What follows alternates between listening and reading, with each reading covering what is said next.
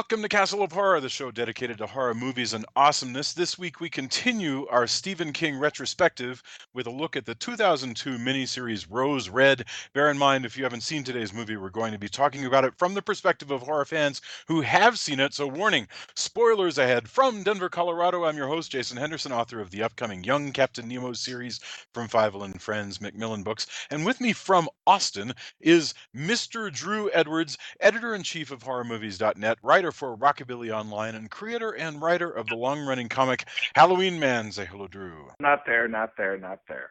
Not there. Also in Austin, president of Girls Rock Austin and lead singer and upright bassist of the internationally acclaimed all-female rock and roll band Danger Cakes, whose new 3-song EP Gloomy Girl comes out October 1st. Jamie Bahr, say hello. Hello. Hello and welcome back. It's really a delight to have you back. Oh, thanks. We had a Thank little you. piece of your music at the beginning of the show. You didn't hear it, but the listeners actually got to hear it. So I'm excited about that. Yeah.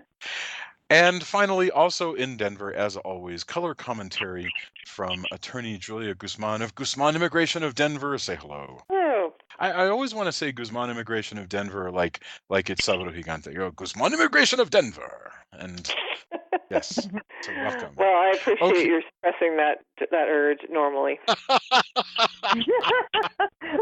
Okay, so before we go on, I want to read a couple of letters that we've gotten from our listeners, because I said that if people left reviews, I would read them on the show. So I have 2 that I want to share. All right. Oh, God. No, it's true. It's true. Okay, so the first one is from Kevin B. Let me just make a note here. The first one is from Kevin B. And he says, "Great frights presented with charm. This podcast has quickly become one of my go-to listens, even if it's about a movie or special that I may not have cared for. The cast here always makes the episodes enjoyable. 3 Cheers Castle of Horror." That is awesome. Aw. I know. Kevin, that is awesome. Thank you so much. I'm glad that we're one of your go-to listens. Thank you, I mean, Kevin. that is, yeah. And from Ricardo, we've got, he says, let me preface this by saying, this is warning, this one's like 3 times longer than that. Let me preface this by saying that I've only been listening for about 3 weeks. However, in that time, I've listened to about 45 episodes. That means Holy this crap. guy's heard like 90 hours of us talking, okay? It is my ritual listening at work. I work nights, so there's not much going on. My discovery of the podcast came from the panel at Anime Fest. Sweet. Jamie, you were on that. During said panel, they encouraged the audience to come to a live taping, and I was immediately hooked. The show is my life. They have covered so many classics and introduced me. Where is it? To wonderful films that I was simply not aware of their existence, except for Embrace of the Vampire. I'm looking at you, Jason. These people, that was me. These people have become regulars in my life because it sounds like listening to friends converse about what I love. Drew adds a hilarity that is charming. Drew, you got charming puns and then puns. Jason has a voice I could listen to for hours on end. So that's And as I said last kind. time, I feel the same way, which is why I married him. That's ridiculously Aw. kind. That's yeah. Thank you. Which I have. And Julia keeps these movies in check from an outside perspective with her colorful commentary. Tony has the most creative expanses on any topic at hand, and I realize if I write anything, some credit must be given since it probably was given birth by some of the talks. Overall, this podcast is part of my life. I look forward to listening in on a wonderful and fun conversation. Can you believe that, guys? That is that I think that's I great. Aw. yeah. So I just wanted to share that, and that's just extremely meaningful. So thank you so much, Ricardo, and thank you, Kevin. It means a whole lot to us. I mean, really, honestly, that's like wonderful. Rose Red, also known as Stephen King's Rose Red, is a television miniseries scripted by horror novelist Stephen King.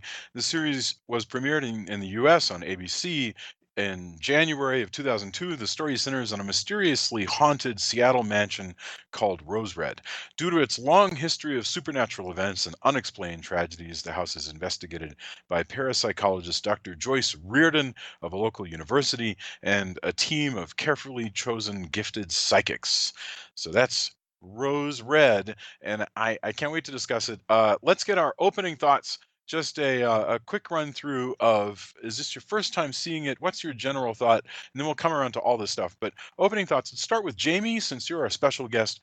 We'll go Jamie, Joya, and then Drew, and then I'll go if there's anything left, or we'll jump right into the story. So Jamie, Rose Red, what are your thoughts? Well, this was my first time seeing the movie, or not really movie, I guess, miniseries more likely, Mhm. right? Yep. And I'm not gonna say I didn't like it. I enjoyed it. I felt like I was left hungry though. Like I was a little disappointed that there was so much character build up and you think something's going to happen, and there was just a lot of long shots of the house from the outside, and then sudden, disappearances of characters. Not to go too far into it, where, they die off screen or something happens, and it's just so much build up and then nothing much. And that killed me. That was the only thing I really didn't like about this movie. But all the other stuff I enjoyed. I liked it. Excellent. Excellent. Julia, opening thoughts, Rose Red. I believe I may have seen it when it came out on TV. I don't know. It feels familiar, but I think it's actually a little bit forgettable. The only good things I can really say about this film are that Julian Sands is in it, because I really like Julian Sands a whole lot, and that it has an awesome set. This Thornwood Castle in Tacoma, Washington is just beautiful, and then all the sets they use for the interiors, whatever, I don't know if they're all mostly studio or what they are, but they're just gorgeous too. So I liked the sets. I liked Julian Sands. Not big fan though of the rest of it. I'm sorry to say. Awesome. Thank you. Okay, Drew, what are your thoughts here? Did you, first of I all, was did I want to watch this or did you? I can't remember who I brought think we this were film. kind of in unison about wanting to watch this because it's a bit of a deep cut as far as Yeah. Stephen King stuff goes. There's not as much ink or words spilled on Yeah. it, which is funny because it's one of the few things that he's done that's a direct. This is something he wrote specifically to be brought to TV instead of an adaptation. I remember when this first came out years ago, really, really liking it. Like I just enjoyed it. I liked the fact that it was, very much cut from the same cloth as The Haunting. I love the nods to American, paranormal folklore because the Rose Red is so heavily based on the Winchester Mystery House, and I think that is awesome thing to draw from. This go around, I must admit I haven't seen it in years, and this go around I actually feel like I still really liked aspects of it. I can't remember the actor's name, but the actor playing the sort of the actor, the character that can see the past, who's like the sort of put upon nerdy guy. I thought that Matt Ross. Emery's name is Matt Ross. Ross. Yeah. Emery. I thought that was like such a perfect translation of a Stephen King character. Like he was like everything you would imagine, in the way that the actor played it was like pitch perfect. I know he's like an unpleasant character at times, but I thought everything about him was perfect. And I also really like Julian Sands. And, watching this again, man, what a shame that he was never cast to play John Constantine in a movie, because, man, he would have been awesome. But I agree with Jamie. I feel like there is like all the stuff when they're developing the characters at the beginning and setting up the house and everything, all that stuff is really great. But it seems like once we get to the house, it actually takes on this hurried tone, even though they actually have a lot of time because this is a miniseries. I feel like that I ultimately, this go around, I felt like that this was something that was like all sizzle and no steak. Like it did also leave me feeling oddly empty. Even though there is a lot of stuff that I like about it, the sets are awesome, and actually more or less the creature makeup in the movie is well done for a TV budget. So there's still some stuff I really dig, but I don't know that I don't know if it held up quite as well as I would have liked. And I know some of our listeners hate that, but I had to turn that phrase. The specific phrase of holding up is something that Anthony Rotolo over at TV Terriers has gone over a little bit, and I don't know.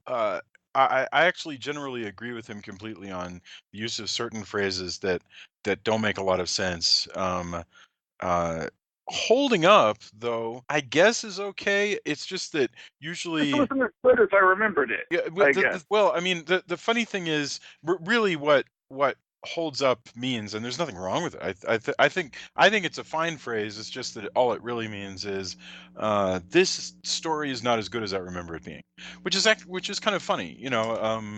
Sometimes stories aren't as good as you Or remember. not just I remember it being, but it doesn't pass the test of time. So it could be that at the time it was great, but since then things have happened, or you've learned That's the things one that that have I'm made you not realize sure it's about, good. because I It looks really very think 90s. That was the one it thing does that I for sure.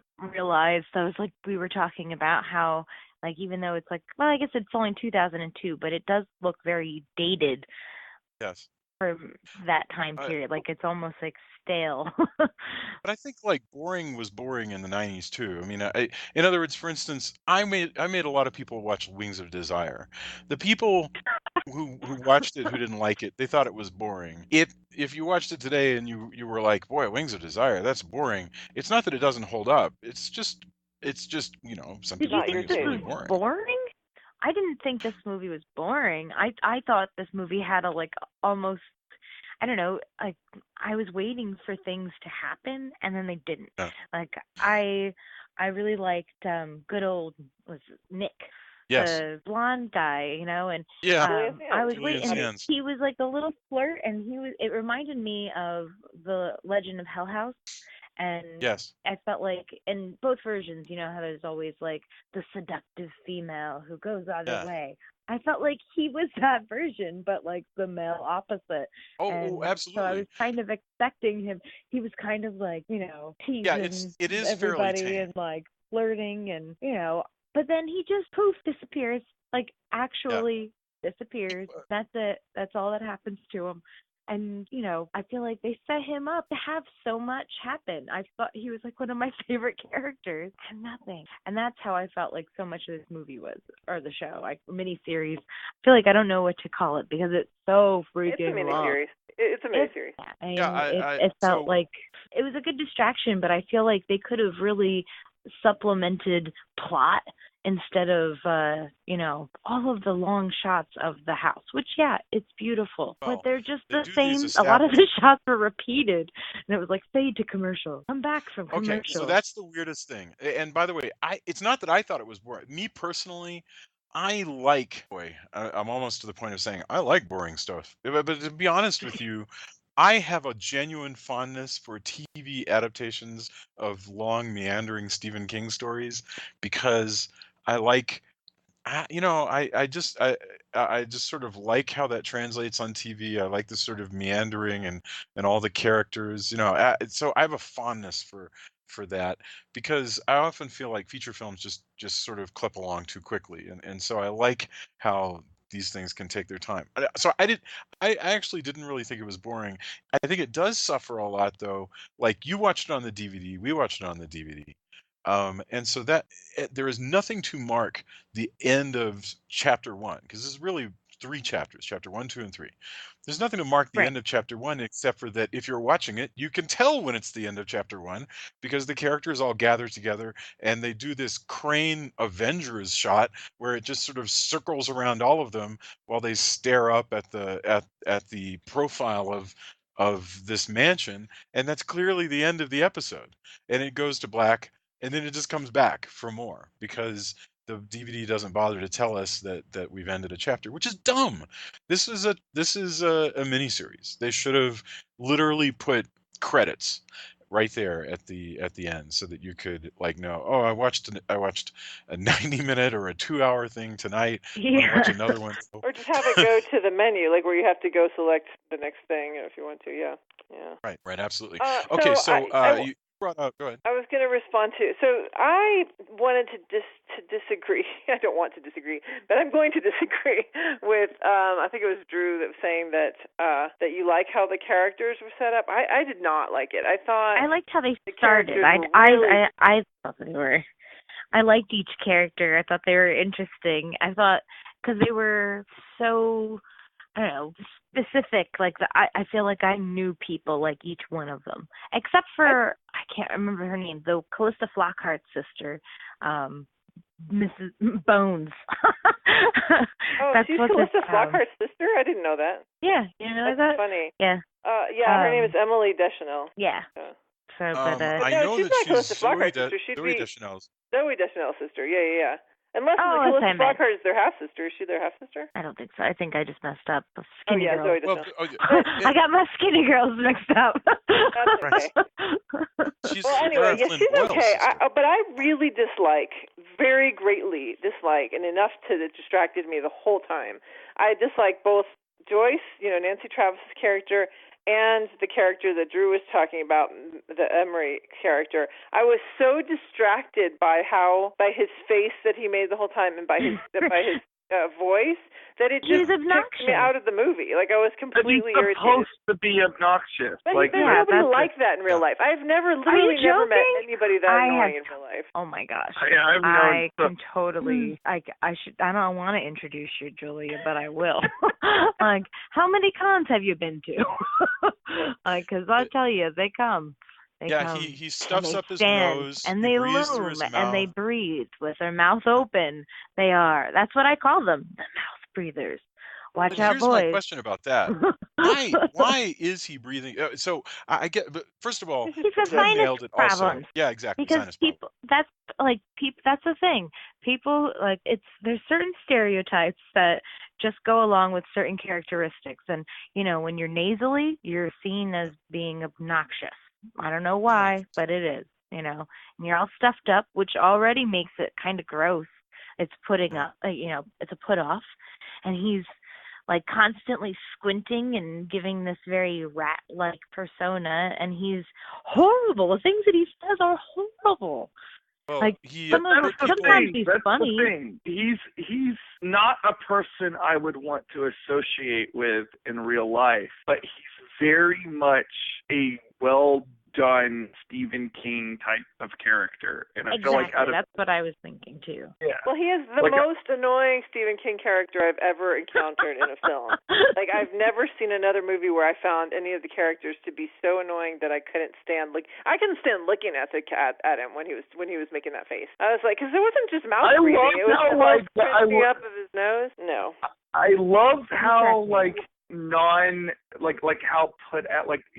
how put out he was by the ghosts until they actually started killing people. Like he was just like, whatever, I need money. I loved that. Like I found him every inch believable. Like I do. Like outside of the fact that he has psychic powers, I think you could probably find this guy out in the real world. And yeah, I feel like power is the only redeeming quality. He's got a great power. That's a pretty cool power. That he just makes things go away. What were you gonna say, Jason? I should mention. I don't think that's actually his power that he makes them go away. I think when he does that little poof, it's kind of more of his own, he's not seeing it any longer. But I think sometimes towards the end he does. His power is that he sees the past, and so maybe he does have a degree of control over things from the past intruding into the present. But Nancy Travis's character. Well, actually, I'll save this. I'll save this for when we get further. Jason was trying to say something in response to that as well. Yeah. Really quickly, I just wanted to mention that we'll get a little bit later to Stephen King's curious uniqueness when it comes to the way humans talk, but this character of Harold is a particularly Stephen King character. Did I say Harold? I'm sorry, Emery. But he is identical to Harold from The Stand. everything about him, the annoying way he talks, the way other people are put off by him. It's a thing that Stephen King liked to hit on with The Stand, was that Harold actually started out fat, but after he was working in the new town, he got into shape. He actually became attractive. People wanted to be his friend, and he was so angry and carrying around so much bitterness that he was still unable to perceive that people were reaching out to him. And it's the same. Stephen King's very interested in this idea of nerds being their own worst enemies, and I'm sure that that's a Stephen King In this thing. case, it's his mom that's his worst enemy, because when his mom's out of the picture, he turns into a kind of normal person by the end of the movie. Yeah. His mom's Yeah. gone. Mama's gone. Oh Christ. Yeah. Okay. But before I want to get into the mom thing too. But here's something that I wanted to bring up that you guys might be fascinated by. And this is also my own opening thought, just like a 30-second version. If this movie had been like French or German, and it had come over here, we would naturally realize it, or we would just call it what it is, which is yet another filming of the House on Haunted Hill. Just with all the names changed, because that's what it is. This is the House on Yeah, Haunted even the Hill. haunting, not the house on I mean, haunting. I'm sorry, Haunting. the haunting. Yeah, the haunting of Hill Or House. even it's or a Legend of Hell House. They're all like, Right. Yeah, because different Shirley Jackson semantics. wrote The Haunting of Hill House, which became the movie The Haunting, which was adapted by Richard Matheson into The Legend of Hell House and then remade as the new The Haunting. And this is Stephen King's version of The Haunting. And it basically, there's all these people who keep coming and telling not just a story that's kind of like The Haunting, they keep remaking The Haunting. It is really interesting to me that basically every character in The Haunting is seen here, slightly changed, but no more changed than you might have in any adaptation of any story. In other words, this script is closer to The Haunting than most scripts are to the actual Stephen King story that they purport to adapt to screen. And Although that's this is a great deal more violent than The Haunting, it should be said. Oh yeah, no, for sure. Although not more violent than Legend of Hell House, and Jamie, you pointed out Legend of Hell House had like the extra sluttiness to it, and there are moments here where you would think that maybe the Julian Sands character is going to be the slutty character, and then it just sort of doesn't. It runs out of time to keep differentiating the characters, and they start Well, this has they more start sort of characters getting from The Haunting, and this. yes, The funny thing yeah. is, as you mentioned, this was how much this is like The Haunting. It does actually have its roots in being a remake of The Haunting that Stephen King was done with Steven Spielberg. That got scrapped and then got reinvented into this. And part of me mourns what that would have been like, because, those are two of my favorite Stevens. Yes. Favorite Stevens. Yeah, Not even. I mean, the just to recap and also to give sort of the story here, as with The Haunting, what's unique is we get into the university, but Nancy Travis plays a professor, Professor Joyce, who has arranged for an expedition into a giant haunted house that she's going to use to gather evidence to try to prove the existence of supernaturalness.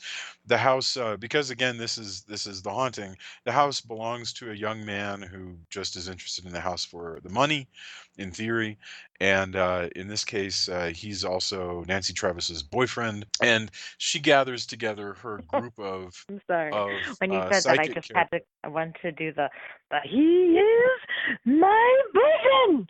Yes, like Frau The way you Buchner. said it. Yeah. But yeah, and they get into the house, and almost immediately the house begins to push back on them. But the conceit that Stephen King has come up with here is that instead of it being just pretty much a dumb idea for the professor to bring a bunch of psychics, here Nancy Travis claims that the house is dead and so the psychics will be safe, except for they'll just see echoes of the past. But in fact, she has a secret plan that this will be dangerous and that the And psychics will why? wake That's up my on something. question. Why is she possessed by the house already? because I think she's. I shouldn't say already because there's no clear indication that she ever is. But it seems to me like she becomes possessed by the house well before she's actually possessed by the house, because, or rather absorbed by the house. She seems so obsessed about doing this, even though it's clearly a bad idea. It doesn't seem to give a crap who dies or what happens. She just wants the house. So, is the house just kind of reaching out through her to get these people, and she doesn't even have control over it? That's my thinking. I think she's possessed by ambition. By what? That's ambition. She's unscrupulous and ambitious, and she wants to be the person that legitimizes parapsychology, and that's going to be what puts her name in history books. And I don't think you need any supernatural rationale for that kind of bad behavior. I mean, we see that kind of thing in the real world all the time for very, very rationales. And I mean, you can hardly what? Oh, she's. I don't think she's insane at the start of the movie. I just think she's unscrupulous. But certainly by the end of the movie, she's gone. I think she's pretty nuts in the beginning. Who starts getting when the thing with the I'm blood? sorry, Are you kidding me? she rubs her blood on his face. I'm sorry. Yeah. You're for those who don't remember or haven't seen it. That is those who don't remember or haven't seen it. She cuts herself and she starts not to rub on purpose. the blood. No. She cuts herself, but she starts to rub the blood on her hands as she's threatening this professor who is against her paranormal activity that she does. And she just corners him and puts her two bloody hands on his face, and it was really disturbing as she's kind of hollering at him because she wants to do this project and he thinks it's about. But if I may go dark and brutally honest for a second, having had to intimidate people in the real world and been not necessarily in the academic world, but having had to intimidate people, you can occasionally do some pretty kooky things to make someone scared without actually being out of your mind. It's the appearance of seeming out of your mind at that moment. So I kind of agree there. I think this might be unethical what she does when she's trying to scare the college administrator, but I don't think she's being crazy at that moment. I think she's using what we might call poor judgment, but he is such a jerk. I mean, he is such a complete jerk. He's trying to get her fired. He's mocking her. He's sending this he has like a little buddy. He's like a villain in a cartoon because he literally has a little buddy who follows him around, a student who he's dispatching to go take secret photographs. It's the weirdest thing. Stephen King has invented a bad guy, but you do loathe him, even if he's definitely over the top. I mean, David Dukes is playing this character who couldn't possibly exist in real life. What the hell is he like at night? When he goes home and he's not giggling and snorting and mocking Nancy Travis. I mean, is he a normal person? Does he go, "You're never gonna believe the conversation I had today where I was giggling like a madman"? I think he's a lot less evil than she is when she goes crazy. No, Professor Miller is he's just a stereotypical, white male professor who's enjoyed having control of everything and doesn't like that this woman who has weird paranormal interests is threatening his perfect department or whatever it is. But what's interesting about him is that he actually she's getting funding and he's not. Yeah, there you go. The actual actor died of a heart attack playing tennis during filming of the show, and so they ended up having to use the stunt coordinator, I think, for the scenes at the end, and he used this they had a mask that they'd made, I guess, for the creepy, for the zombie scene. He ends up having the stunt guy use that. So, wait, the younger guy died of a heart attack? No, the professor. The student or the old? Oh. Yeah. Professor. He had died. That's why, at the end it says, in memory of David Duke. Yeah. The younger guy, the journalist guy, he and the girl who plays Rachel, the sister of Annie, ended up falling in love and getting married after this, and then they got divorced. But first they were married. Oh. No kidding. So that's kind of neat. Kevin Bollinger's character. She was in Ever After, and I always liked that movie. And there was a movie she made with Elijah Wood that came out recently that I can't think of the name of. That's like a totally whacked out movie that was on Netflix. But it's Yeah, I don't remember the name of that movie. I can't Her name's remember. Melanie Her name is Linsky, Melanie and Linsky. she is. Let me Well, see she what's has called. coming up a Stephen King series. She's going to be in Castle Rock, which also will have Sissy Spacek. So that sounds kind of fun that they'll be there. Sister and Carrie will be there together. Do you know that Annie and Rachel's last name Wheaton is in honor of Will Wheaton? Really? Stephen King named the character after Will Wheaton after liking working with him on this. Aw, that's really great. Oh, That's sweet. that's very nice. Yeah. So I wanted to this is very much another version of The Haunting.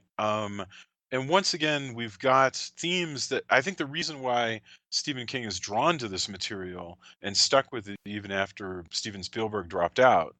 He decided, okay, I'm going to go ahead and do it anyway and just change the names of these characters. And he wrote the script.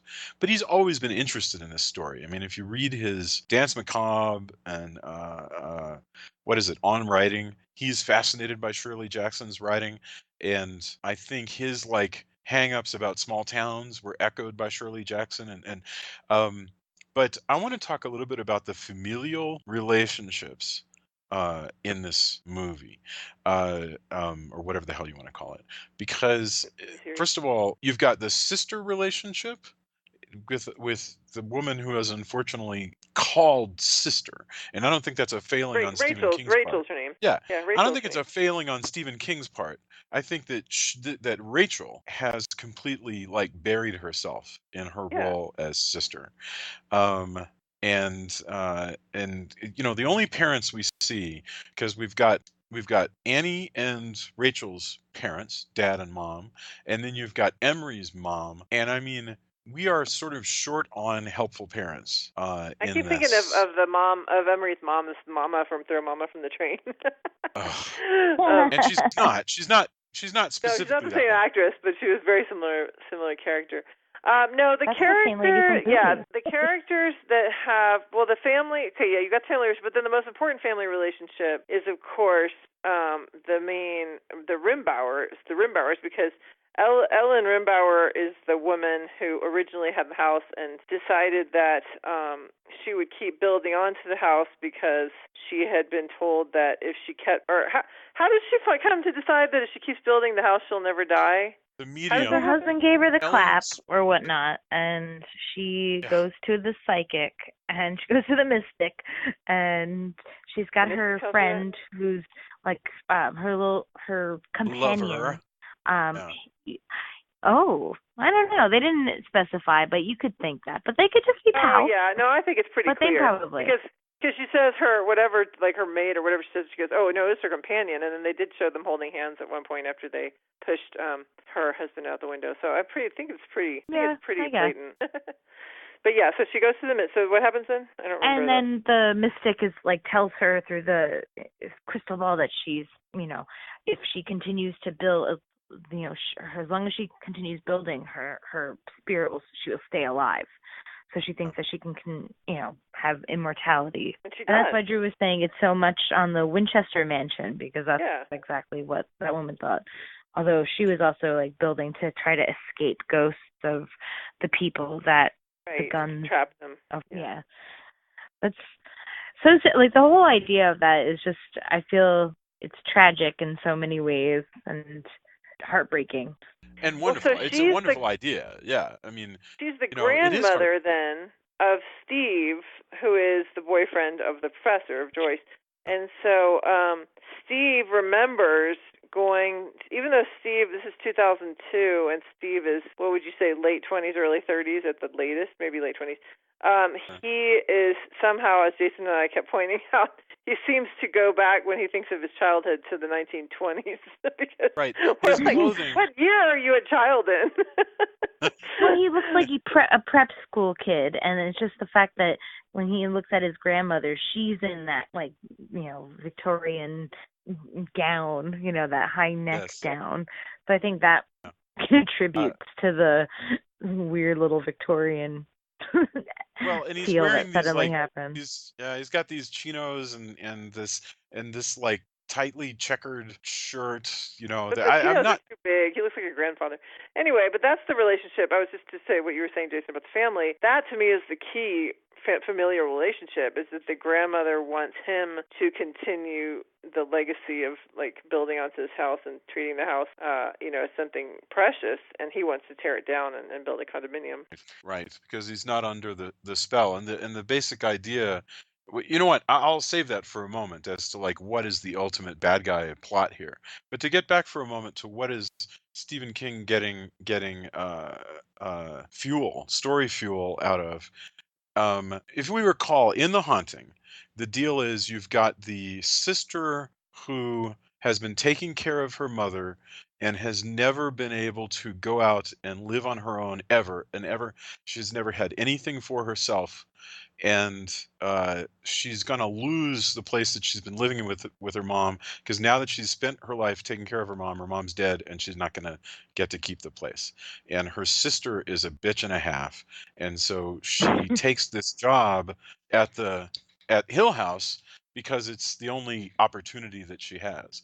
Stephen King has taken that and here given us, she's kind of flipped it around. I mean, Stephen King has, where you've got sister who has suffered all of this time, but Annie is the what he's basically split that character into two characters. These two sisters who are tied together, and you've got therefore Rachel, the sister, who kind of can't bring herself to get away from her very powerful but also autistic and unreachable often sister. It's tragic. It's really an amazing sort of spin on what Well, Shirley Jackson. the thing is about the whole scene where the house gets rained down on by rocks is a direct Yeah. lift from The Haunting. Yes.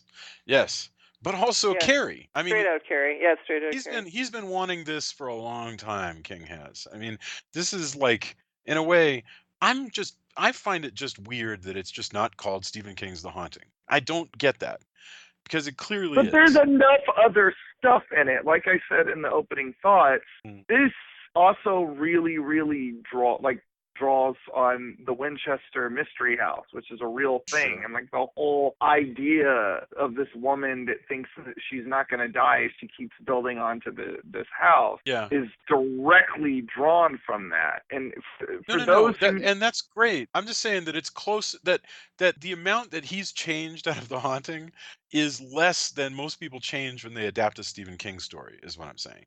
That basically. I think the characters there are more characters. True. The ghosts are way more in your face. The Yeah. house is actually inside urban. Actually, it's weird that this is even a Stephen King thing, and because it does completely eschew a small town setting. It's in Seattle instead of Maine. It's in the middle of this big urban sprawl. So like they do like there's a lot that is different from The Haunting. I think it's definitely, I mean, it started out as an adaptation of The Haunting, but I think it's got enough of its own stuff that Okay. I think it's fair to call it something else. I can live with that. That's fine, because honestly, I think this can go either way, but I totally see your point. I totally see where you're coming from. So anyway, we've got that character, which is all about sacrificing yourself to your family, and then Emery has also sacrificed himself to your family. Uh, Jamie, I'll pick on you or Julia. I would like, but so if you don't want to do it, Julia can do it. But I'd like one of you to explain to me what is going on in the relationship between Emery and his mom. What do we think Stephen King is trying to tell us? Why is it, just give us a dissertation on the fucked up relationship between Emery and his mom. Well, I don't know. Maybe you want to take this one, Julia, because I'm not a mom. I don't actually have any of experience with that aspect of things. So, I mean, I can't talk from the mother's experience. I can only talk or speak from my experience with my mother. And Yeah. we're not codependent like that. My mom was always the one who kind of helped me get what I needed to, like, what I wanted. My dad was the hard one to, he didn't let us do anything.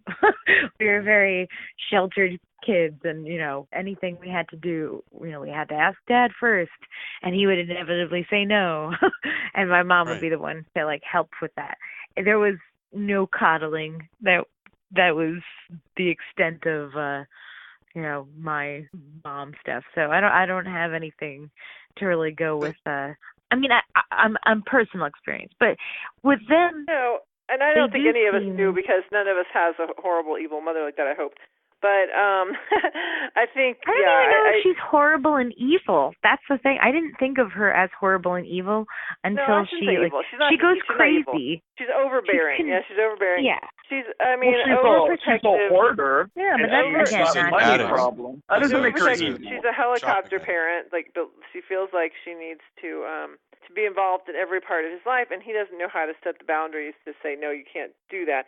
So she she's going to be, she believes he can't do anything for himself, and she needs to take care of him, and that he needs to be there to take care of her. And that's her. He is her only companion. And so she's made him into both her child and her spouse in some ways. And he doesn't know how to say no to that. And so that's why at the point when the zombie mom, the ghost, not even the mom, but it's like the house pretending to be the mom, is attacking him, and he's like, somebody help me. And she's like, for once in your life, I can't remember which character it is, but she's like, for once in your life, stand up to your mother and say, and then he's like, not there, not there, not there, and she goes away.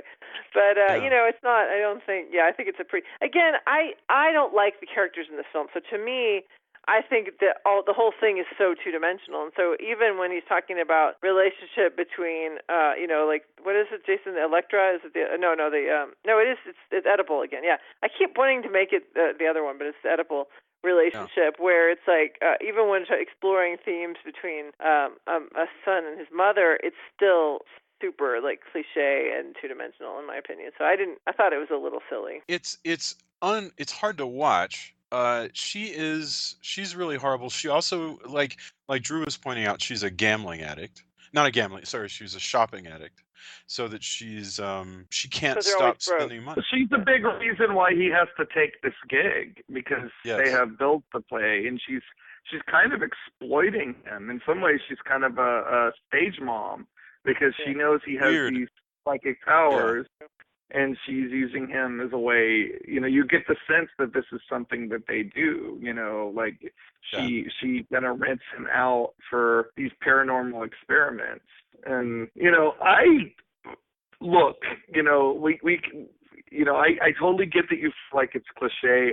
This is the one part of this movie that absolutely worked for me. Like, I feel like as a story arc, he goes from point A to point B. The character actually changes. Yeah, that's true. He is the only one that, he takes it too far, but he is the only one that says, hey, we should get out of here. So I like the fact that he at least starts out being sensible. He goes completely off his rocker at one point, because he's like, well, we should kill this girl. Yeah. But he's like, we should just knock her out. And honestly, I was starting to think, like, maybe, like, why can't they get her to go to sleep? Like, cause they couldn't be like, hey, why don't you chill? Like, give her a little brandy. Well, something like that. And Julian, somebody I'm asked not Julian giving Sands. children alcohol. Hey, listen. Sometimes it's a joke. Like sometimes. I think she's a teenager. People solve so teething really with brandy for Anyway, but there's somebody does recommend it. Like, they go, hey, Julian Sands, you're a. Oh, actually, Emery says it. He goes, what is it? You're the utility infielder of this team, because Julian Sands has sort of general purpose powers. Psychic powers. He goes, can you knock him out? And Julian Sands actually answers seriously. He goes, maybe. I could. No, he's like, well, yeah, he's like, and I think he says it. at another point too, where he's like, I could do this, but I wouldn't. It's against my moral code. I have to agree with Jamie that what happens to Julian Sands' character, partly because I love Julian Sands, partly because I liked his character, is tragic. Because you're like, what? Where'd he go? Like, he literally just gets swallowed up by the house and has no. It would have been nice. I would have liked to have seen him get swallowed by the house and then fight the house from within or something. Yeah. You know what I mean? Like some come back other as the thing ghost. for him to. I want to see him as the ghost if he's gonna die. I want to see him like actually Well, you get do that. see him as a like, ghost. Yeah, you we do see see him him at as the a ghost. very, very end. But he's just one of the just group of standing there, Thing. and he doesn't get to even say anything. And Yeah. you're like, and that's like the big reveal. That's That not was even super like. disappointing. Yeah, that was super disappointing. I think that I agree with that. I feel like so much was made about, and he was made to seem a big enigmatic. Like there might be more to him. That he had all of the best lines, well, almost all of the best lines, and like nothing really happens. And I also was really disappointed, not just because it's a character, he's an actor that is kind of, they obviously sexy. Well, I don't give a shit about that, but he is kind of quasi-iconic in the horror genre because he was in Warlock and Arachnophobia and a bunch of other, horror movies in like the late 80s, early 90s. And so like as a person who watches a lot of these kind of movies, like he's like, when he shows up in something, I'm like, oh yay, Julian Sands. And here's he's a little bit older, and because I'm a comic book guy too, the only thing I can think of, because he's got all these great sarcastic lines, is John Constantine. And I don't think that is what Stephen King was going for, per se, but maybe he was. But this character feels very much like Stephen King doing his version of John Constantine. And so because of that... For those of us who are not horror aficionados, who is John Constantine? Well, John Constantine is a character from DC Comics, who is specifically a long-running series called Hellblazer, who is a platinum blonde British psychic / sorcerer and paranormal investigator. With Keanu Reeves. They made a terrible adaptation with Keanu Reeves because I can't think of an actor less suited to play the character than Keanu Reeves. And they did a TV show that was short-lived. Right. A few years ago. Neil Gaiman originally intended this to be Sting. No. Alan Moore intended it to be Sting. Oh, I'm so sorry. I'm so embarrassed. You're totally right. It was Alan Moore. How did I say it was Neil Gaiman? I'm sorry. I'm sure Neil will forgive you. Yeah. Yeah. But that's the thing. Julian Sands at this age kind of looks like Sting. So I'm kind of giving him this like spiky punk rock hairdo.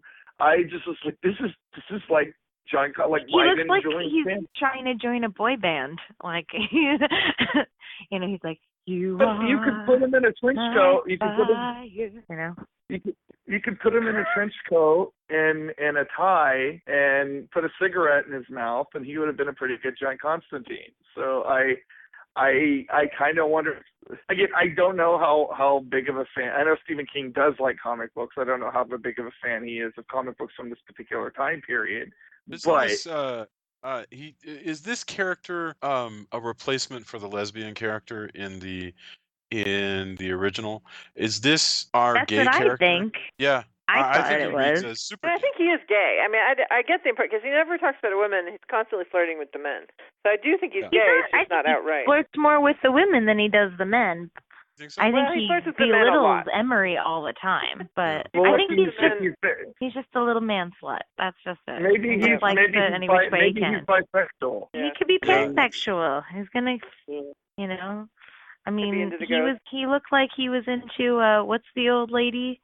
Like we haven't mentioned our elderly cast. The old Christian lady. Yeah, the one who's got God. She's like, I got Jesus with me. You're right. He's kind of all over with everybody. That's what I'm saying. He's totally pansexual. Flirter. Yep. her He's character like, is called she was like Kathy. a gilf. Yeah, She's Kathy. That's yeah. right, Kathy. Kathy Kathy is again. a Okay, so Kathy's another character that again, I'm glad she was around because she was kind of, diverting. But she only becomes useful for like a couple of minutes when they're doing this automatic writing thing to try to reach Annie's higher self, basically. But I just thought that was a stupid way to use her. I think that's where we should have been using Julian Sands. He should have been the one to get through to her. And the thing is, he says the whole time that he can't, but I think he should have been able to. And she should have been used somewhere else, like maybe to channel more about the Rimbars, because is their name? I just Rimbars. Because she does it for a second, where she starts writing in the dust on the pictures something that they're saying, or like about the murder of that Ellen and her companion Sukina have murdered Ellen's husband. But that's the only time that she uses that, except for when they're doing that thing with Annie. And I thought the thing with Annie was dumb, with the open the doors. I just thought that was really dumb. So I feel like she was poorly used, and she should have been used more and earlier. And then that scene with the opening of the doors should have been Julian Sands. That's how I feel. You've just hit upon something, though. The Haunting has only a much smaller group than this. Stephen King has a much bigger group, and I think that's partly because with Stephen King's sensibility, he wants more people to bump off. And he, in fact, comes up with excuses to bring Emery's mom and the professor and this reporter up to the house just so he can kill them. Yeah. And, I think that, there is almost like a feud of the sensibilities of Shirley Jackson and Stephen King here, because like really, if you were to pare down the cast, some of these character traits could be dispersed amongst the remaining cast. Like you could have maybe given Julian, as incredulous as it might seem for such a healthy looking fellow, you could have given Julian Sands a heart condition. You could have made Sister religious. You could have, combined these characters and maybe given the story a little bit more breathing room, because even the ghosts, like there's a lot of them, and they really want to give you as much as possible. So I think that's the reason why the latter part of this movie starts to feel kind of rushed, even though there's a lot here. Yeah, which is funny considering that it's 3 nights. It's well over 4 hours, and you're right. There's so much going on that you're right. He could have pared it down and given us yet more. Having said that, just to get back to the character of Kathy for a second, I like this character. I think Oh, I she's a like her little too. tiresome, shouting, "Oh, Jesus help me," whatever. But I like her. I like her sense of humor. I like her sort of blitheness in the face of whatever the hell is happening. She's like, I'm fine, and that's because of her faith, and that's fine. I like her. She doesn't whine. She's a lovable sort of character. Oh, and does she make it? I'm trying to remember if Kathy She makes it makes out. it. She is Yeah, one she of the makes it out. survivors. Yeah, she's at the end. I actually find her religiosity refreshing for a horror film or a horror story from this time period, because like we had gone through kind of a point, and actually still at the point where this came out, where Christian characters are treated very cynically in horror fiction, and in Stephen King actually does that a lot. Like he often casts priests and preachers in sinister parts. She kind of reminds me of like a lot of old hippies that I've hung out with over the years, like that have suddenly got religion, but it's this. They suddenly found God. Yeah, and I also found her very, very believable, even though we're given less of her than maybe some of the other characters. I mean, the religious character in Hell House is Florence, who is religious, and if I recall, there's always at least one who is very religious, and in Hell House it's Florence, and I don't think she makes it through, but she's not presented nearly as favorably, as lovably See, as Kathy is. We're intended to again, find Kathy to this be is completely another lovable. missed opportunity because her being religious. I mean, if you think about the movies that we've done with the we've watched with the exorcisms in them, religion can be really fun in a horror movie because you've got crucifixes and incantations and chants and all kinds of things.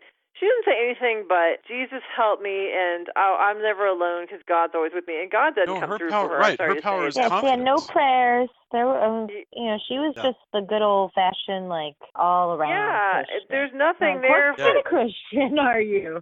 Because there were no Our Fathers or Hail Marys or none. She's a Baptist. Exactly. Or even just like I said, a cross. But yeah. She's just an old-fashioned Protestant, honestly. And Old-fashioned Protestant. That's what I was thinking. When I say yeah. all-around Christian, that's really, it's just Protestant. And in fact, Well, she's I from hate El to break Paso. it to you, but as somebody that was raised Protestant, we don't have all the fun props. See, Right. that's the thing. You say she doesn't have the cross because that's Catholic, Julia. Nobody else gets the cross. No, but Christians who are non-Catholic wear regular crosses. They don't wear crucifixes, but they wear regular crosses. I was raised Presbyterian, and we always had a Celtic cross, but we didn't do all the ritual, stuff. It was very you have the Bible. You have the Bible, which Catholics don't have the Bible as much as Protestants do. Catholics, we grew up with a gospel reading, but that's pretty much it. So she could have been going around reading from the Bible and saying, there's all kinds of things that she could have done. Look, Catholicism is much better for horror, though. It's got a lot better. It's got better stuff. Look, I wish, because I as a horror kid, growing up, I was very enamored with the ritualism of Catholicism because of all the demonology movies and the vampire movies that are always dressed up with Catholic trappings. It's true. Protestantism is way Dad's tamer. the same way. Yeah. Every time we visit, there's always a interrogation of all the the Catholic rituals that I grew up with. The family is very enamored with the idea. My dad is very fascinated by Catholicism, although he was raised Pentecostal, which is very elaborate. We used to call those holy rollers. Okay, so this woman's from El Paso. I'm from Central Texas. Baptist is what she is. Let me tell you how dull they are. We do believe in I'm not a part of this anymore, but I can tell you about growing up in it. And you do believe in the saving grace of God. You don't believe in any supernatural powers. You do believe that they're possible, but you're not supposed to mess with them because you'd be inviting them over into our world. You wear a cross, but only a plain one and not a crucifix, because there's a whole thing about that. And graven image, isn't it? well, no, you can have graven images. We're not Quakers. It's just that you are not supposed to have Jesus on the cross. You're supposed to have a plain cross, a boring cross, and humility is the whole thing. Anyway, that's what she is. I think that's because the idea is that you're celebrating the risen Christ, not the crucified Christ. So you're probably like, he's not on the cross anymore. The crucified Christ is what you fight Dracula with. God damn it! Yeah, I don't know what to tell you. I could completely see a perfectly valid Baptist monster fighter who would probably not wield you might wield the cross, but you would probably wield the Bible itself. Because in I Bible would pay drills, money to see someone use the Bible as a weapon. I could do see that in Dracula 2000. I can't remember. I seem to remember one of the vampire hunters in the movie actually throwing Bible pages at a vampire at one point. Yeah, you could do Bible pages, but I can't imagine. I think that happens in Dracula Dead and Loving It.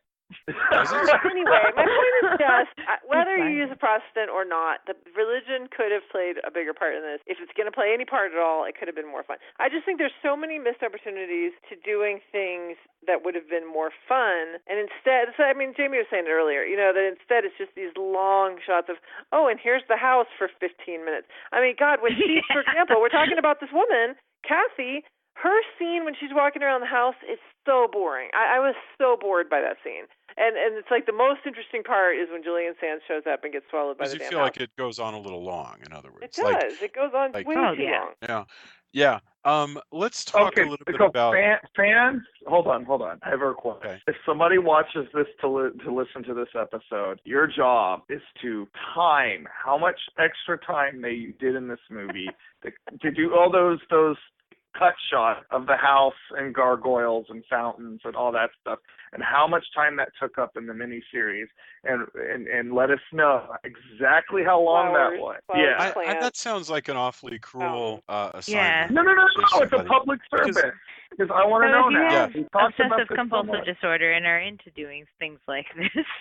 Because clearly if you're gonna watch, if you've already watched it and now you're gonna watch it again, having listened to us, then yes, go ahead and do that. Most of those shots are just establishing shots. In other words, if this were being filmed as a they're not establishing shots. It kills like 30 minutes at a time. Yeah. Most of that stuff is taking you in and out of commercial breaks that don't exist. I think that they're doing it to try and make it atmospheric and failing. Yes. Because the direction here is very it's not incompetent, but it's very workmanlike. There's no real artistry to it. You know, it's nice looking. But they're just shots. It's like they could just be photographs. They're not like, it's not even like, oh, we're going to show you something creepy, like a door cracking open slowly by itself. There's no atmosphere. It's just pictures. That's a very good point. Right. For and a I long get it. time. I get it. It's because they're super proud of their set. Because the budget was supposed to be $3 million and it ended up going up to $35 million because they spent so much damn money on this set. So they're like, wait. This cost $35 million. That means this cost as much as It, which we did last week. It's crazy. Right. Wow. Well, it's amazing. Now, there's a lot more of this movie than there is of It. But it is okay. I was going to start by saying this, and I forgot. This was going to be part of my opening thoughts when I was thinking about this movie earlier. I was going to say this miniseries suffers by comparison with It because we just saw It, and it was so good, and so that's one of the reasons why I don't like this movie, because I'm like this miniseries, because I'm like, it's just compared with It or compared with Shining or Carrie. Any of those, or even Christine. I mean, we were like, there were some things about Christine, because I was thinking of comparing it with Christine about the fact that the car can kind of rebuild itself like the house is doing. It just suffers by comparison with all of those. I think they're just all better than this. Oh, I think that's because, Stephen King is a real craftsman. I think that this screenplay in the hands of somebody else could have been something a lot more than the sum of its parts. I don't think that the director that they had, which is a director that was previously involved with other King adaptations. He did Storm of the Century. I just don't think he was up to the task of what Stephen King's vision is. I don't think Stephen King is up to the task because he himself was recovering from his car accident when he's writing this. So he's in severe pain, and he's using the writing of this screenplay as his drug, trying to avoid getting back into, getting addicted to painkillers, which of course doesn't work. But I mean, he's trying to forget about the pain by writing this. So I think part of it is he's not in his best form either. So between the two, I think they kind of. But I hate to say this, I'd almost like to see a remake of this, even though there's enough of this, because the haunting. We've gone on how much. I love haunted house movies, though. I'll always go see a haunted house movie, and I think most people are that way. I'd love to see a remake. I'm the one. Classic scare. You get sick of it easily, but that's the least of your favorite types of horrors. Yeah, I think that this is a haunted house movie. The problem that I have with most haunted house movies, and this one doesn't actually hit that, is I actually prefer this style versus the thing that seems to be the hip thing now, which is to try and do a lot of jump scares and some kind of twist ending and everything. Whereas this is a very classic haunted house story, and I would rather see more things like this than say Sinister or some of the other stuff we've done in the genre, because I feel like they have a lot of tropes that get obnoxious, and I like this. this, as much as like I have some problems with it, I still found it to be enjoyable. And like Jason, there's just something about these Stephen King miniseries which is like it's comforting. It's like a cup of hot cocoa with whipped cream in it. Like it's like a big bowl of mashed potatoes with cream gravy on it. It's comfort food. It doesn't. Like I absolutely agree with that. Absolutely. Yeah, like if I was just looking at this as entertainment, I wouldn't be complaining, because of the nature of the show, and I'm having to play film critic.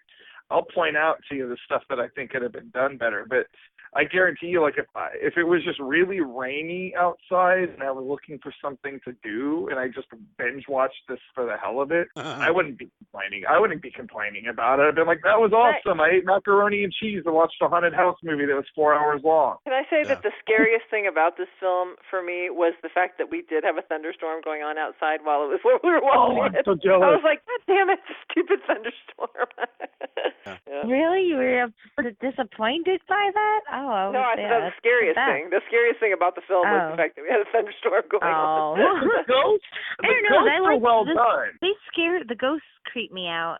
And I'm glad there was the one thing that happened when they're talking about how the house became, they're like, oh, the house was made evil, and how, like, a person was like, in the beginning, how all these, like, builders had been killed one way or another by, like, getting beheaded or falling onto spears. I think I would be making a mistake if we went through this whole thing. They didn't talk about how the fact that in this movie they have the Diary of Ellen Rimbaugh, which they actually put out as a form of marketing for this. Sure. And Jamie's guitar player Suna actually did a book report on that. And so shout out to Suna. And she did it dressed up as the ghost with like the ghost of the girl with the shriveled arm. So awesome. Suna, if you do listen to this episode, I know you've been listening to the show a little bit. I'm giving you a shout out. Thank you for supporting the show, and I know you're excited about this episode. So there's your internal play. You're hearing when Jason at the beginning plays the clip. That is, of course, whose guitar playing you're hearing. So there you go. Awesome. Excellent. Yeah. Very cool. Well, Jason, before you, I know you're going to wrap us up soon, but I think we need to talk about, if you weren't already going to mention this, Annie a little bit, because I think Annie is actually a pretty refreshing character and actress.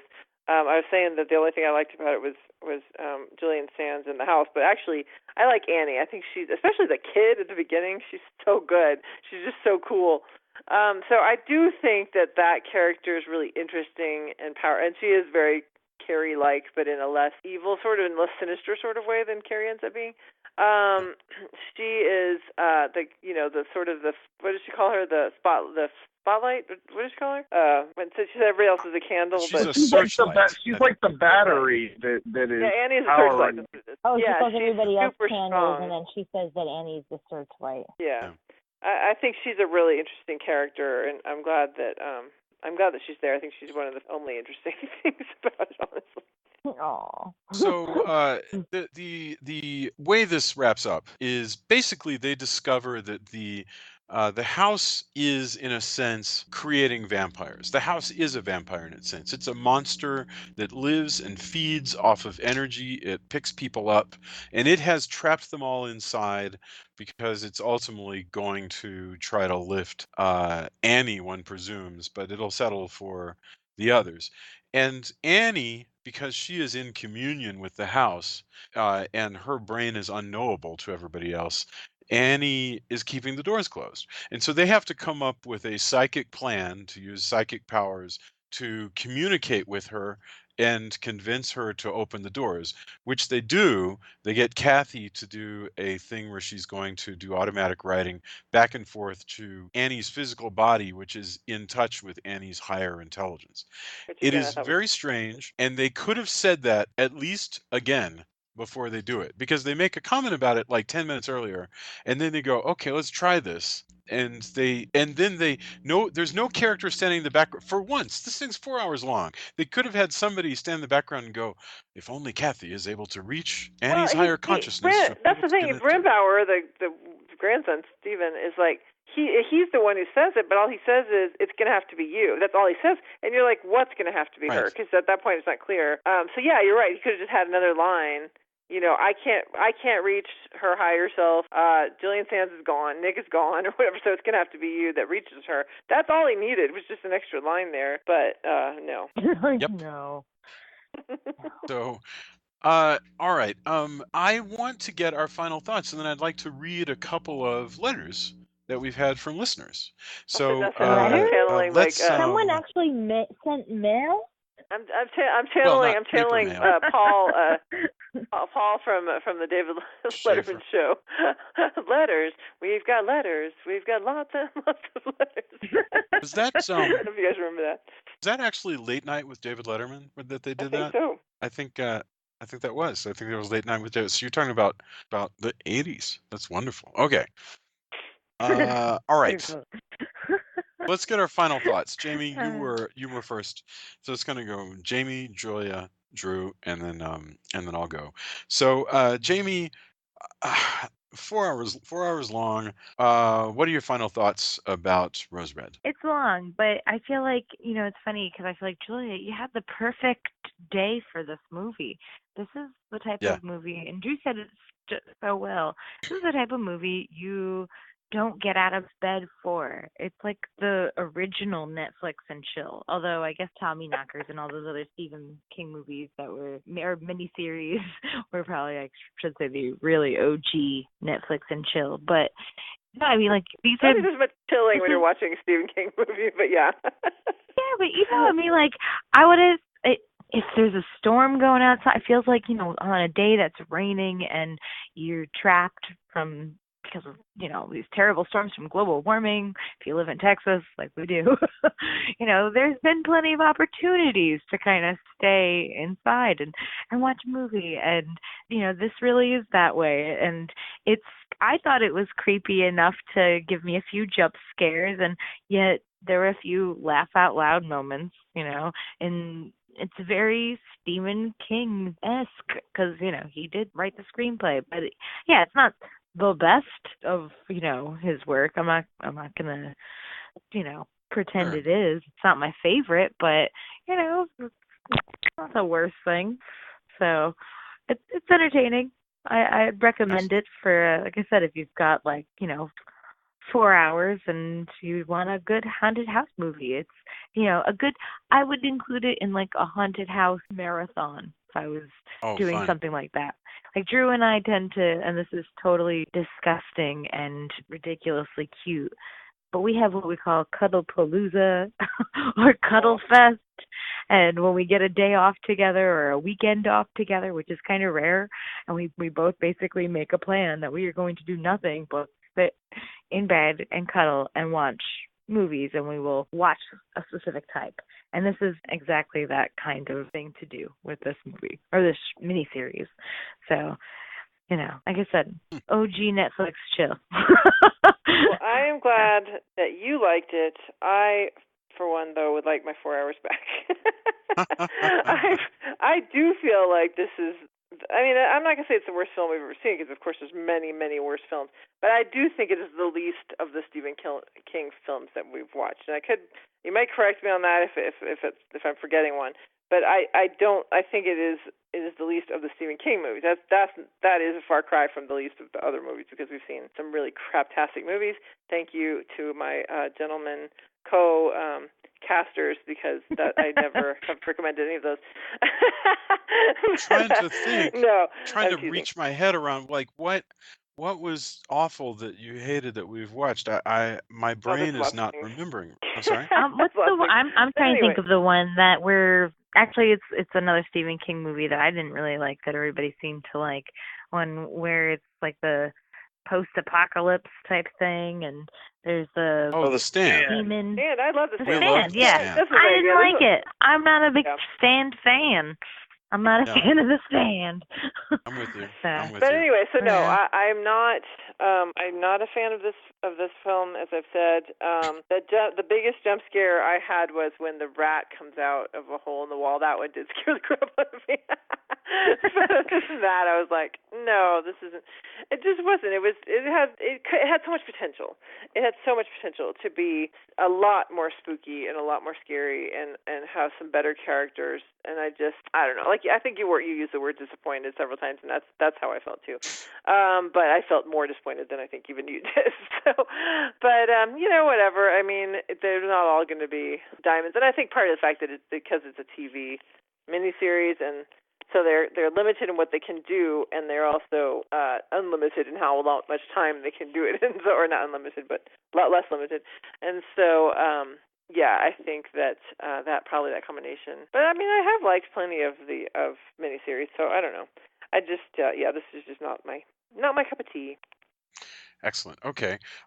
Drew, what are your final thoughts? Well, I can't believe we got through this whole thing and didn't mention Stephen King's truly awesome cameo as a pizza delivery guy. Oh my God.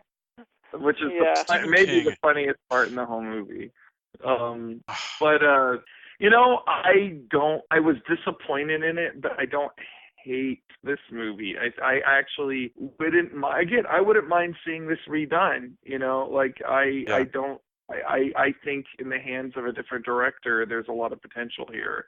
And, maybe Stephen King can retool the screenplay, now that he's box office gold at the moment. Or, I don't hate this movie. I feel like definitely the first two parts of it are stronger than the latter part. But it's a fun time waster.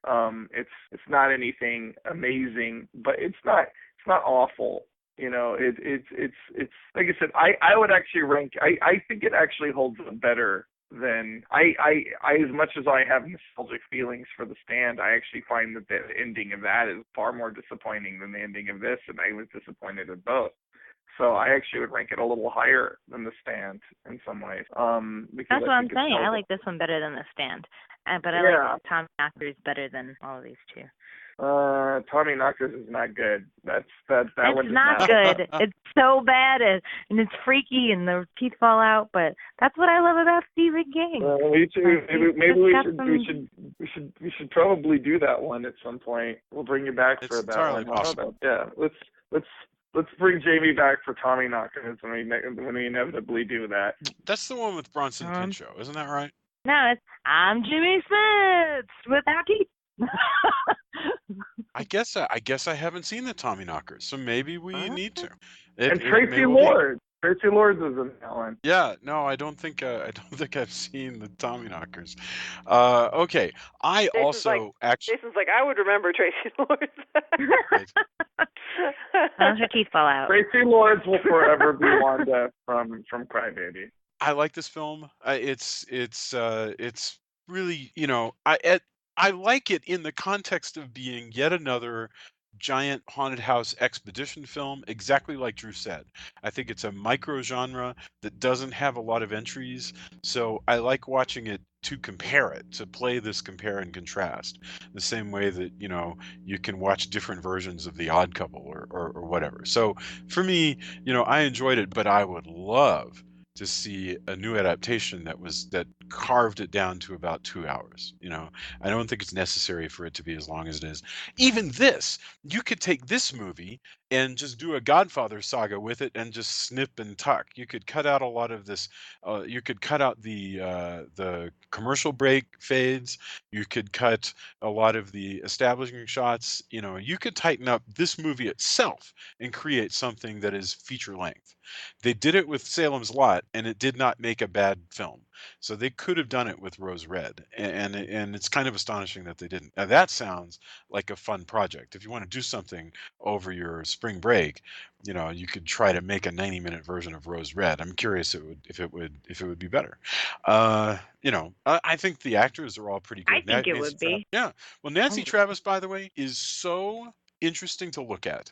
She's nutty as a fruitcake, but she's really, and I don't mean she's just beautiful. I mean she is really interesting to look at. She shows her teeth all the time. She's very she's turning in a really nutso performance, and it's fun to watch. I mean, she's always watchable here. So that's my thought. I mean, I'm with Drew. I could enjoy killing like a 4-hour afternoon watching this. Let's talk about our Endorsement. endorsements for the week. So I don't know if you have endorsements. If you do, share something. If not, that's totally, no one's going to hold it against you.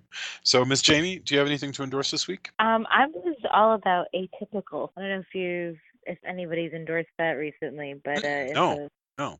oh, Julia, you will love this show.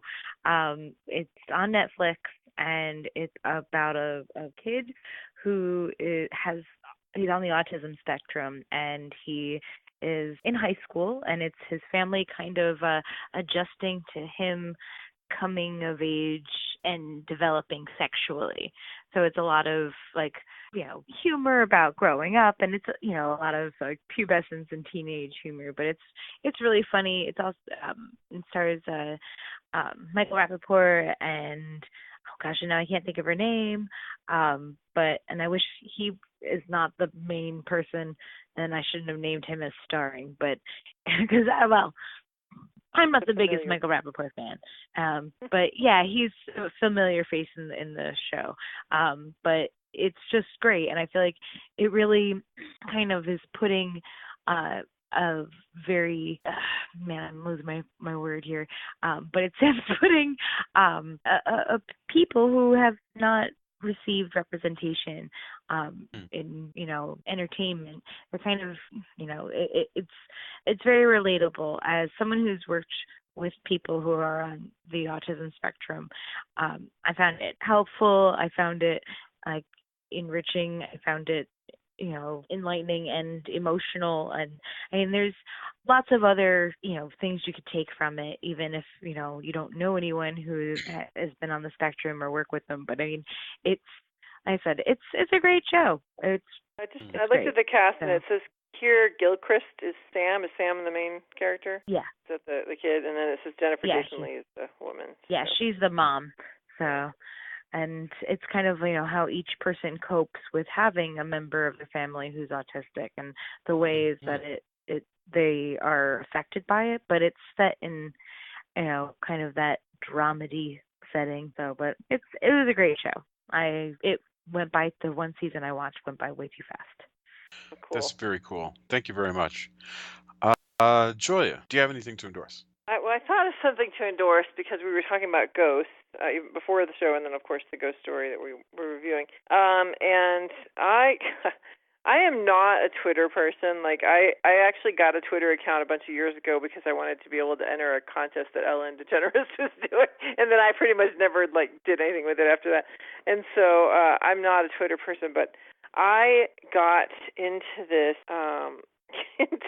story that is this guy on Twitter, and his name is Adam Ellis, and he is he's written for, I want to say late, I don't know, I can't remember what he writes for. I'm probably getting that wrong. It's probably I don't know. Anyway, whatever he wrote for. But the point is, he has this Twitter story that is about a ghost that haunts his apartment. And, there are people, I've read articles after article about people who are saying, oh, it can't be real. All this stuff that he's saying can't be real because of X, Y, and Z things that they think or just because it feels like too good a story. But if it's not real, then this guy is freaking brilliant. And if it is real, holy crap, it's terrifying.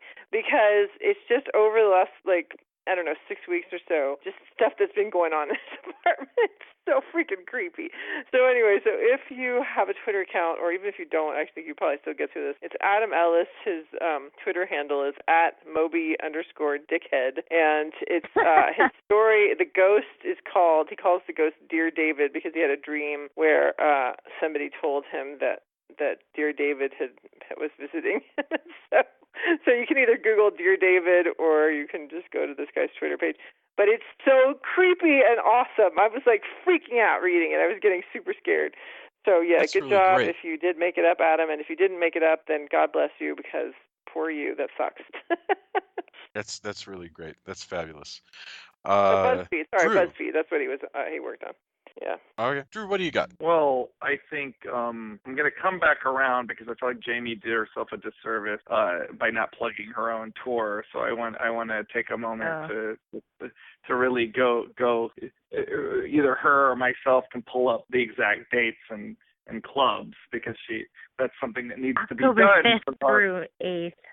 It's only 5th, 6th, 7th, and 8th. I'll be in the Northeast. Awesome. October 5th, we'll be in Kingston, Danger Cakes will be playing in Kingston, New York at BSP. October 6th, we will be in Manhattan at the Otto Shrunken Head. October 7th, we will be in Boston at the Cantam Lounge for the Girls Rock Campaign Boston benefit. And October 8th, we will be in Portland, Oregon at the Chino's Rock Club. Hey, and then we have our Gloomy Girl our Gloomy Girl EP coming out. I forgot. Yeah. So yeah, hope and you we're like coming the in and little going intro out music. with a piece of that.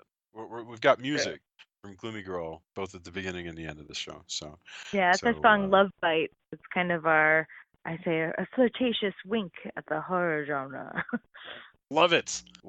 Perfect. So the other thing, there are two other things that I want to endorse more specifically. I would like to recommend those of you who do have Netflix accounts to get on Netflix and go to the Real Ghostbusters, because a couple of months ago they put all of the Real Ghostbusters on there, and look up the Real Ghostbusters episode, The Legend of Heck Out, which is basically the Ghostbusters cartoon does one of these expedition style horror or haunted house movies as an episode of the Real Ghostbusters, and it's an excellent parody of this kind of stuff. Sounds great. And it's wonderful. Well worth checking out. The other thing, the thing that I more recently gotten into is One Punch Man, which is an anime. It is also on Netflix. It is about a Superman-type superhero who is so powerful he can defeat all of his enemies with just one punch. Thus, he is One Punch Man. And because of this, he has two problems. First off, he's bored. He's oh so bored to the point where he feels like he's starting to become detached with from humanity because of how easy things are for him in battle. But the flip side of that is a lot of the other superheroes think he's a fraud, or they're out to discredit him because they don't want him taking their publicity. But it is a very interesting, most of my favorite anime is sort of, like I said this way back when we did Vampire Hunter D. Vampire Hunter D is kind of, a Japanese reflection of both Hammer and Universal horror. And it's interesting kind of getting that different, slightly skewed perspective on something that's very familiar in Western culture. This is very much the same way, is that it's taking the very American superhero tropes and really putting them through a Japanese blender. And some of the characters are really crazy. For example, they have their version of Green Arrow, which is a character called Golden Ball.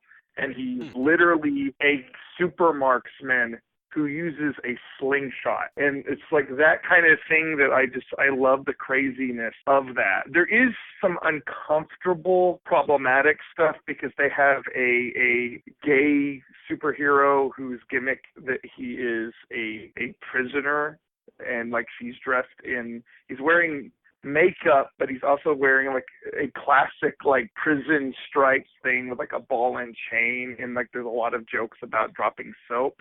So there's some problematic stuff. I just want to prepare you for that, but it's still worth watching because it's very dry and very funny, and it's just a good skewering of the superhero genre. Fabulous. Wow, that was a really excellent endorsement. And I'm definitely going to read the Twitter. This has been one of the most useful endorsement sets we've ever had, because I want to watch that. I want to read the spooky Twitter that Julia is loving. I want to listen to the EP. My endorsement actually is going to be something that we did in the past week. So this is my own log rolling. Julia and I are huge fans of Bridget and Mary Jo, the female comedy team of Riff Tracks. and we interviewed them about their new short and also about their new feature-length riff. And they are always so funny and so great to talk to. It's a really neat interview, and we put it up in the Castle of Horror feed over the past week. So if you haven't given it a listen, I encourage you to go back and listen. I do interviews probably usually one a week, although sometimes there's more, sometimes there's less, but on average they work out to about one a week. And this was a super fun one. Bridget Jones Nelson and Mary Jo Peel of Riff Tracks, they were very great. So, all right, and that's our show on Rose Red. And this is because the show is very long. It's because Rose Red is very long. This is one of the few times when our show is actually shorter than the subject that we're discussing. So that's kind of an accomplishment in itself. Jamie, thank you so much for joining us, and it's a great pleasure to talk to you and also to feature your music. And thank you for being here. Yeah, thanks, Jamie. Jamie? Thanks for having me. It was always a pleasure.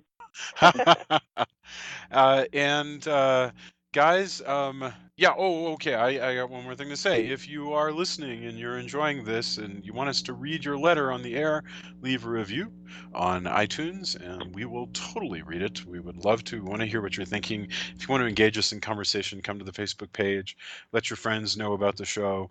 And as always, we're just super excited. Everybody have a fantastic week, and we will talk to you next time. Bye, guys.